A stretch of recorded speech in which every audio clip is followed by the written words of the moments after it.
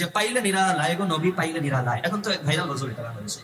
তো এখন এর পরে তো নবীরা নিরালায় পেলে, একাকি পেলে কি করতো, এটার বাসনা কবি জাহের করছে যে দুইটা কাজ করতো। এক নম্বরে নবীর কদমে চুমু খেত, এই বাক্য আছে না গজলের মতো করে, যে নবীর কদমে চুমু খেত আর তার চরণের ধুলি মানে পায়ের ধুলি নিয়ে সেটা চেহারায় এবং গায়ে মারত। তা আমাকে একজন মাত্র সাহাবীর নাম বলেন যে সাহাবী নবীর সামনে আবেগ প্রকাশ করেছেন, ইয়া রাসূলুল্লাহ আপনার একাকি পেলে আপনার পাটা তুলে আপনার পায়ের তলায় চুমু খাবো।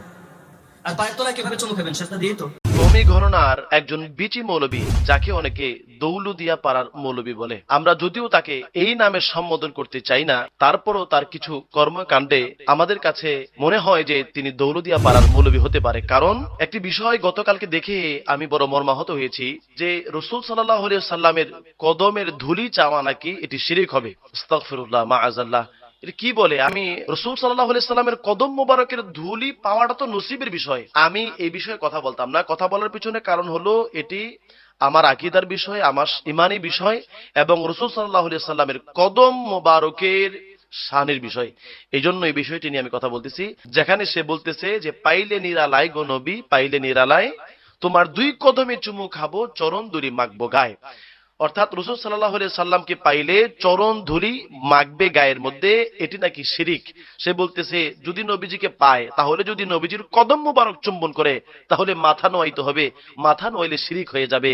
রাসূল সাল্লাল্লাহু আলাইহি সাল্লামের সহিহ হাদিস থেকে প্রমাণ হচ্ছে যে রাসূল সাল্লাল্লাহু আলাইহি সাল্লাম তিনি সাহাবাই কেরামদের থেকে কদম মুছি নিয়েছেন, আর তিনি বলতেছে সেটি শিরিক হবে। আসুন আমরা পবিত্র হাদিস শরীফ থেকে এর সত্যতা যাচাই করে আসি।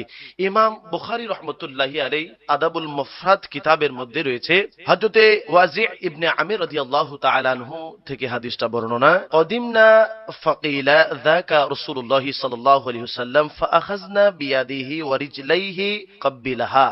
হযরতে ওয়াজি' ইবনে আমর রাদিয়াল্লাহু তাআলা আনহু বলেন, একদা আমি রাসূল সাল্লাল্লাহু আলাইহি ওয়াসাল্লামের দরবারের মধ্যে হাজির হইলাম। রাসূল সাল্লাল্লাহু আলাইহি সাল্লামের দরবারে হাজির হওয়ার পরে একজন আমাকে বলল, ইনি হচ্ছেন রাসূল সাল্লাল্লাহু আলাইহি সাল্লাম। তখন আমি নবীজির হাত মোবারকের মধ্যে এবং নবীজির কদম মোবারকের মধ্যে চুম্বন করেছি। ইমাম বুখারী রাহমাতুল্লাহি আলাইহি আদাবুল মুফরাদ কিতাবের মধ্যে তিনি রাসূল সাল্লাল্লাহু আলাইহি সাল্লামের কদম মোবারকের মধ্যে এবং হাতের মধ্যে চুম্বন করেছেন হাদিস এনেছেন। তিনি সেই আদাবুল মুফরাদ কিতাবও পড়ে নাই। আসুন আমরা আরেকটি কিতাব থেকে দলিল দিয়ে প্রমাণ করি যে নবীজির হাত মোবারকের মধ্যে চুম্বন করা যাবে। মিশকাত শরীফের মধ্যে একটি হাদিস রয়েছে হযরতে যাকওয়ান রাদিয়াল্লাহু তাআলা আনহু হযরতে সুয়াইব রাদিয়াল্লাহু তাআলা আনহু থেকে বর্ণনা করেন, ক্বালা রাআইতু আলিয়ান ইউকবালু ইয়াদাল আব্বাসি ওয়া রিজলাইহি। হযরতে যাকওয়ান রাদিয়াল্লাহু তাআলা আনহু হযরতে সুয়াইব রাদিয়াল্লাহু তাআলা আনহু থেকে বর্ণনা করেন, তিনি বলেন আমি হযরতে আলী কাররামাল্লাহু ওয়াজহুকে তিনার স্বীয় চাচা হযরতে আব্বাস রাদিয়াল্লাহু তাআলা আনহুর হাতের মধ্যে এবং তিনার পায়ের মধ্যে চুম্বন করতে দেখেছি।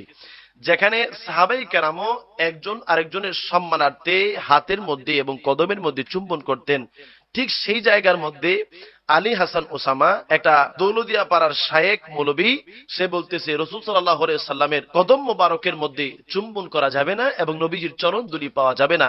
যদি পায়ের মধ্যে চুম্বন করলে শিরক হয়, তাহলে দৈনিক শত শত শিরক আমরা করতেছি। কারণ আমরা যখন ধান ক্ষেতের মধ্যে রুই বপন করি তখনও কিন্তু আমাদের মাথা নত করতে হয়।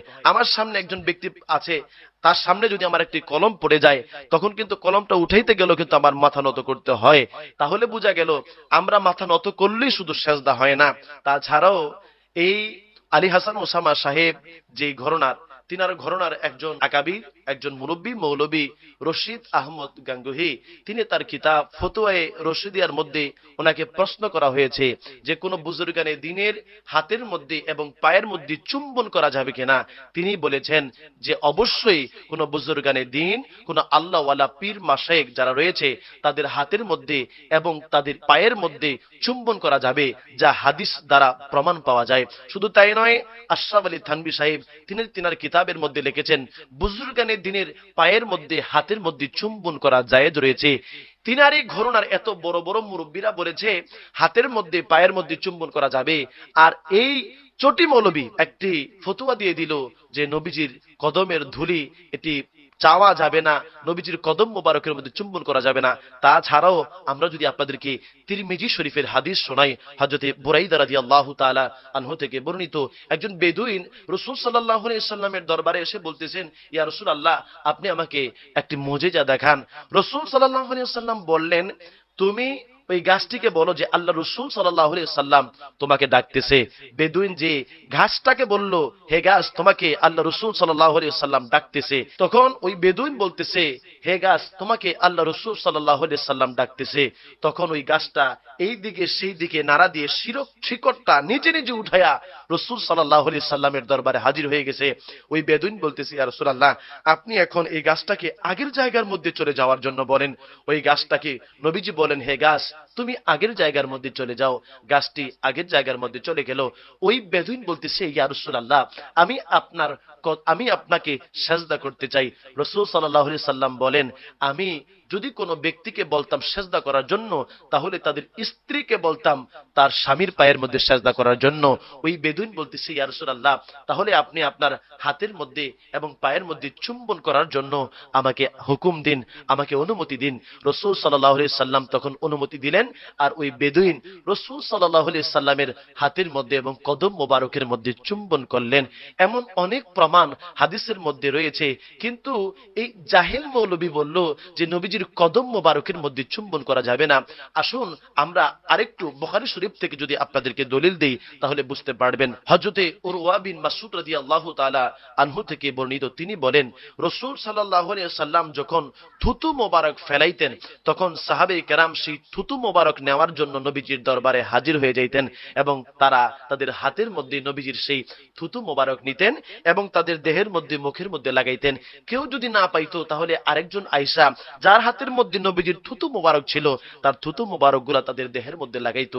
শুধু তাই নয়, যেই রাসূল সাল্লাল্লাহু আলাইহি সাল্লামের কফ মোবারক সাহাবায়ে কেরাম নিত, যেই রাসূল সাল্লাল্লাহু আলাইহি সাল্লামের ওযু মোবারকের পানি সাহাবায়ে কেরাম তারা নিত, নিয়ে সকলে দেহের মধ্যে বারাকাতান, বরকতের জন্য তারা ব্যবহার করত। শুধু তাই নয়, নবীজির ঘাম মোবারক পর্যন্ত সাহাবায়ে কেরাম আতর হিসেবে, সুগন্ধি হিসেবে ব্যবহার করত। আর এই রাসূলের পাকের কদম মোবারকের ধুলি চাওয়াটা এটা অন্যায়ের কোনো বিষয় নয়। আসলে বিষয় হলো যে রাসূল সাল্লাল্লাহু আলাইহি সাল্লামকে তাজিম করবে, আর এটি আলী হাসান ওসামা সাহেবের সহ্য হচ্ছে না। এজন্য আমি আলী হাসান ওসামা সাহেবকে বলবো, আপনি যেহেতু দৌলুদিয়া পাড়ার মৌলবী নামে খ্যাত হয়েছেন, এমন কোন কর্মকাণ্ড আপনি করবেন না, এমন কোনো কথা বলবেন না, যাতে সারা জীবন পর্যন্ত মানুষ আপনাকে এই লকবি ডাকে। আমরা আল্লাহ রসুলের কাছে আমরা সকলেই একদিন হাজির হব, প্রেজেন্ট হব। আল্লাহ যেন আমাদের ভুল ত্রুটিগুলাকে মার্জনা করে আহলে সুন্নাত ওয়াল জামাতের ছায়া তলে যেন থাকার তৌফিক দান করে। আল্লাহুম্মা আমিন।